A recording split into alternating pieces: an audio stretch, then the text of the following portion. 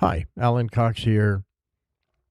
The end of August, I will be at TechCon 365 in Seattle, and I have two sessions, and one of the sessions that I'm going to bring is called Lockdown Leaking Out.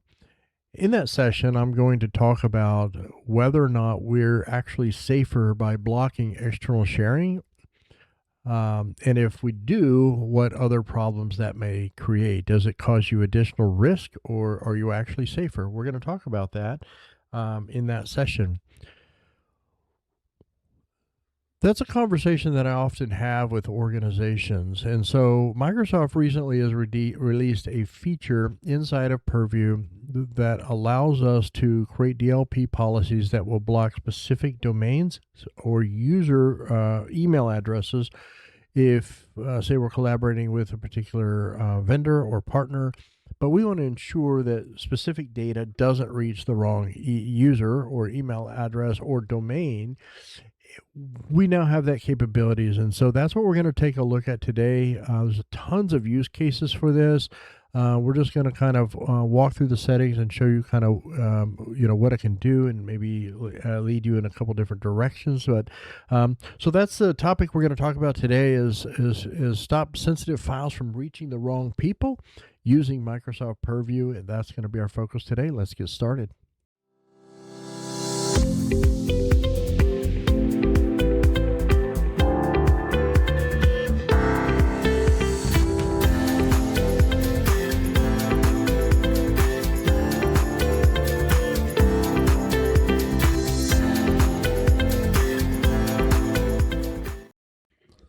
All right, here we are in our purview.microsoft.com.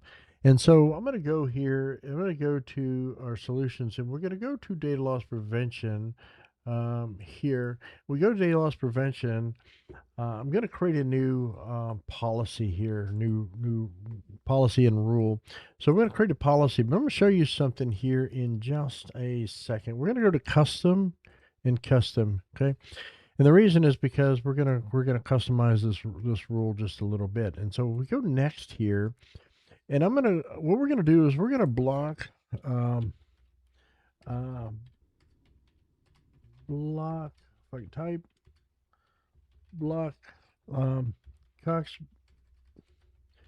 businessgroup.com from the label that is public. Okay, so right at a glance, I can look and see what this is. I'm blocking anybody that has coxbusinessgroup.com from the label that is public. Okay, and so we will go and give it a meaningful description here, but we can move on.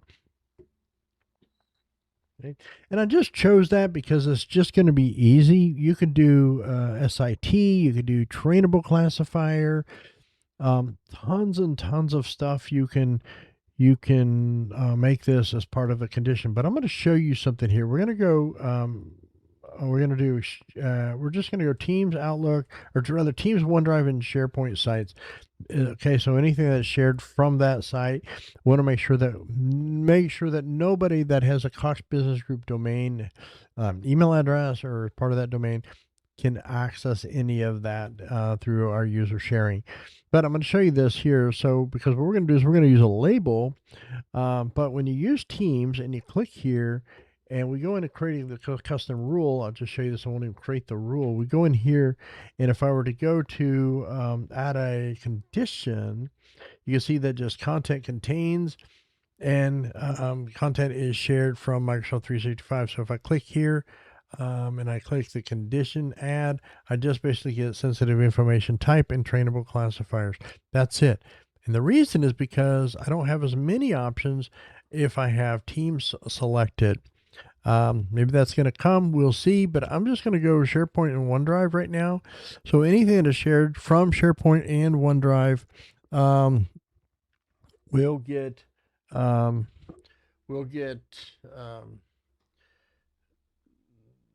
filtered out and blocked is essentially the goal here. But I'm just going to do again SharePoint and OneDrive. So we're going to go next here.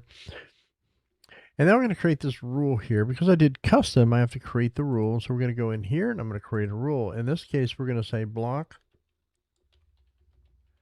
Cox Business Group, external, well, it doesn't matter. Cox Business Group, and with public label. So if a public label is applied to a document, anybody with Cox Business Group would not be able to access this. It would not be able to be shared with them, etc. So the condition that we're going to do now, notice all the different options we have here. So I'm just going to say, you know what, is shared from 365. We're going to add a couple conditions outside my organization. We're going to add a condition the content contains, and the content contains a label, sensitivity label of public. Okay. And so I'm going to click that. And now here's where it gets down to it, and that is the action. The action is we're going to block or restrict access to the content, or restrict access or encrypt contents in 365 locations. When we do this, we have this option here to block everyone, block only people outside your organization if we want to make sure that it cannot be shared at all externally. We don't want to do that. We just want to block only people who were given access to the content through the anyone link, and then block specific domains. So that's actually a good feature right there. Anybody that was given previous access through the anyone link, we can block that now, right? So we can basically shut that down. But this case, we're blocking to specific domain. And what we're going to do is we're going to block, now I could just block SMTP address. So specific addresses, if I want, I'm going to block the entire domain here. And the domain is going to be coxbusinessgroup.com. Okay, and we're going to add that there. So coxbusinessgroup.com, we can set up alerts and all that. You can look down through those options as any of them that apply, but we really don't need to do this. We can do custom, policy tips and all of that. I'm going to save this, and it's going to tell me that we are, once that is done, content is shared from 365 with people outside the organization, and the content contains any of these sensitivity labels. And then what are we going to do? We're going to block coxbusinessgroup.com from accessing anything that was shared there. And that could be an entire SharePoint site. It could be a OneDrive document library, a OneDrive site, folders, files, all of that. There's just a ton we can do there, but I'm just giving an example that we can single this external sharing down to exclude or include a single domain. Okay, so we're going to go next here. Now I'm going to turn this policy on immediately, and we're going to let that go, and we're going to submit and save that out there. And then once this is done, it's going to sync to those locations. It's going to sync to SharePoint and Teams, and it's going to pretty much align that policy up. We'll see that will be syncing here. Okay, so that sync is in progress. This can take some time, so I'm going to pause the video now, and I will return once this is done, and we will give it a test and see what we get. So I will meet you back on the other side as soon as the sync progress is completed. All right, we can see that our syncing has completed here. So this DLP policy has been replicated to all of the services that were the focus and in scope for this DLP policy. Now, I will show you that. I wanted to take this a step further, and I made a couple changes to this policy. So I'm going to go into, and I'm going to show you some of those changes. Oh, you got to sign in again. I'm going to show you what some of these changes actually were. And we're going to go in and edit this policy, and we certainly are not going to edit and modify the policy, because then we have to wait for that sync process to finish again. But I'm going to go in and just show you a couple things that we did. And really, the only thing we did here, all this is the same in scope for SharePoint sites and OneDrive accounts. And is this right here. I added another, so in this one, if you recall, we went and we did just a domain block. Okay, we blocked everything in the Cox Business Group domain. Okay, and I've got some user notifications and all of this, so that's going to notify me. We'll see some of that here in a minute. But I also created another rule within this policy that basically says, okay, but I also want to block an SMTP address. So specifically, um, Megan B here at this domain, but not anyone else at that domain. So just Megan. If we go in and look at this policy, we'll see that again, it's using this public sensitivity label, so a document that has public sensitivity label, and we can use anything we want. We just wanted to use this as just a simple, easy example, but we can use all kinds of different, if we look here, we can look at all kinds of different, trainable classifiers, and so forth. And so we will, and so here we've got an SMTP address, one user, and that is just Megan B, which means that in theory, when we test, any other account to this domain should be able to access our file just fine, or anything that we share with them. So we're going to take a look at that. And again, some of the reporting and so forth that I have here, and you could do this according to whatever best suits you. Now, I'm not going to save this, because if I were to make a change and save this, which I haven't, but even if I were to save this, it may go into a sync cycle again. It could take some time. So I'm just going to cancel out of here. And we're just going to cancel out the policy, because everything else is exactly the same. We're going to turn this policy on immediately. But I'm just going to cancel so that we're still in sync. In fact, I'm going to go in and refresh just to make sure we're still in synced up, and we are good synced up. So here's how we're going to test this. One, I've got this file out here called this AI solutions for SEC compliance. It doesn't really matter. It's just a test file I'm going to use here. Now what I'm going to do is I'm going to do a couple things. I'm going to go in and I'm going to add some people to this policy. So number one, we're going to go in and we're going to I'm going to share this and start. I'm going to go Alex Wilbur. Okay, so that is our Cox Business Group account. If we look at that, we'll see that's Cox Business Group. If everything tests right, Alex should not be able to access this file at all. Now, and here's the thing. I wish it tells me it's outside the organization. What it doesn't do is it doesn't warn the user or tell the user, hey, this person's outside this organization, and they're not going to be able to access because there's a policy. It will allow them to share it as if they're sharing it, but that user will not be able to access this file, and it's going to give them a little bit of a different message. And so sometimes in troubleshooting a file access issue, you may look and make sure that there's no domain or SMTP block for that user. Just a little FYI there. But now what I'm going to do here now is we're going to go into, I'm going to look here, and I've got Megan B. Okay. And there's Megan Bowen, and she should be able to access the, actually should not be able to access the file because we do have a block for her. Now I'm going to go in and add this one, but this one is going to be another account there, and it's going to be Adele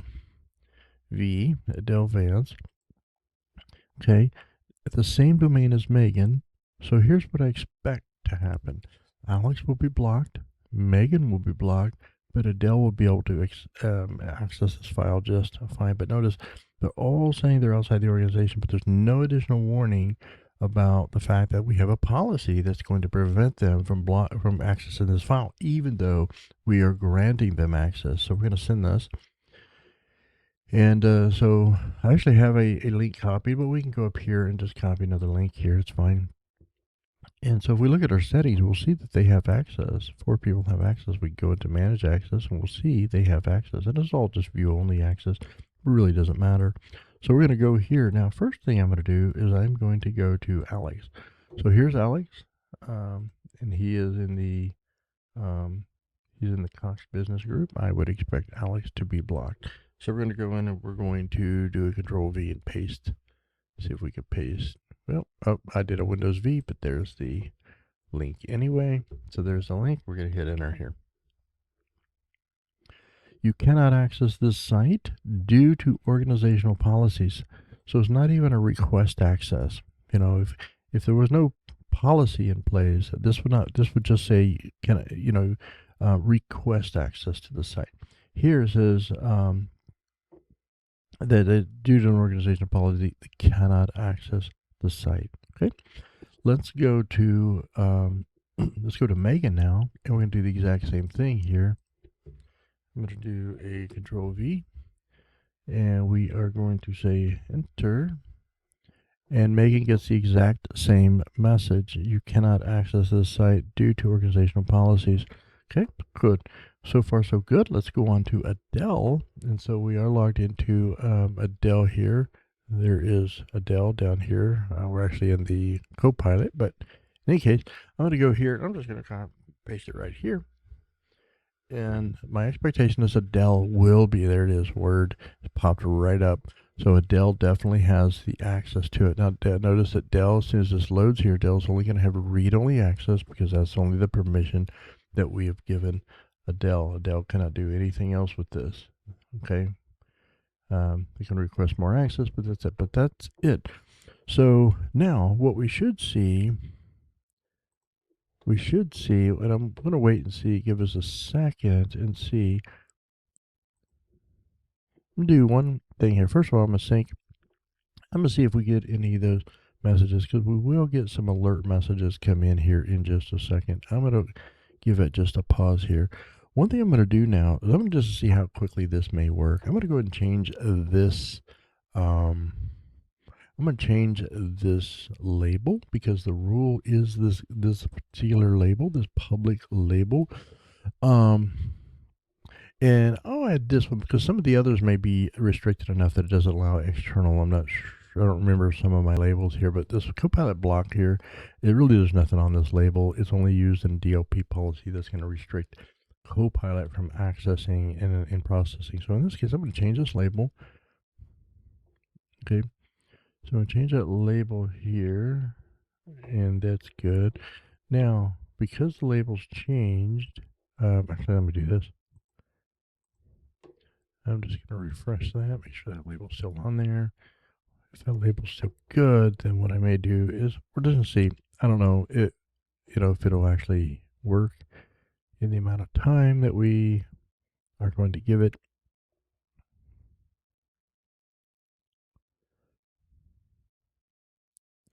Now,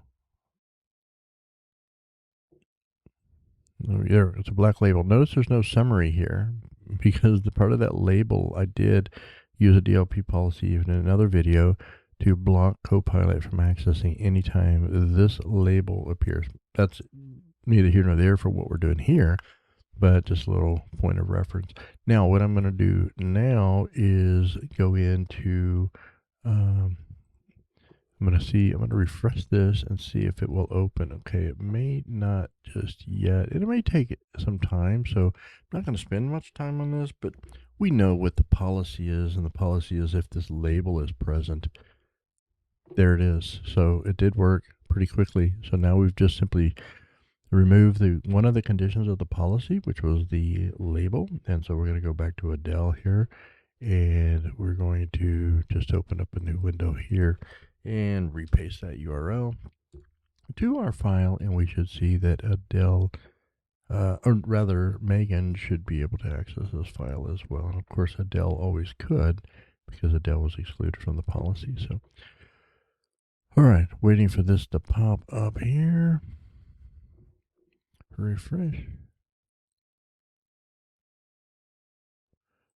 All right, I'm going to try this again.